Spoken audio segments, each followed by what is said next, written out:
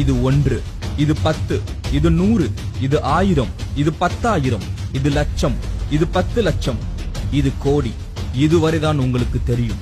இனி வருகின்ற அடுத்தடுத்த ஒவ்வொன்றிற்குமே ஒவ்வொரு பெயரை வைத்திருக்கிறான் தமிழன். இது அற்புதம், இது நிகற்புதம், இது கும்பம், இது கணம், இது கற்பம், இது நிகற்பம், இது பதுமம், இது சங்கம், இது வெள்ளம், இது அந்நியம், இது அர்த்தம், இது பரார்த்தம், இது பூரியம், இது கோடி கோடி முக்கோடி எனப்படும் பிரம்மகற்பம். இவ்வாறு ஒவ்வொன்றிற்கும் ஒவ்வொரு பெயரை வைத்தவன் தமிழன். இது மட்டுமல்ல, ஒன்றிற்கு கீழ் உள்ள இறங்குமுக எண்ணுக்கும் பெயர் வைத்திருக்கிறான் தமிழன். கேட்டால் ஆச்சரியத்தில் உறைந்து போய்விடுவீர்கள். இது 1, இது முக்கால், இது அரைக்கால், இது கால். இதுவரை அனைவருக்கும் தெரியும். இனி கேளுங்கள்.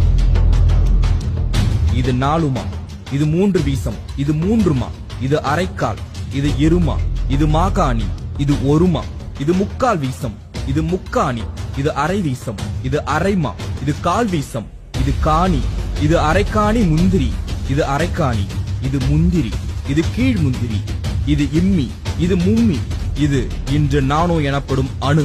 அணுவுக்கும் கீழே அளந்துள்ளான் தமிழன்.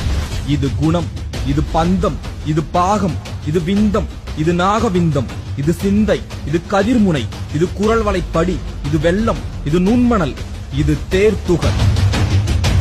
இன்னும் இது போல எத்தனையோ செயல்களுக்கு பல பல பெயர்களை வைத்து அதை புழக்கத்தில் வைத்திருந்தான் அஞ்சனம் தமிழன்.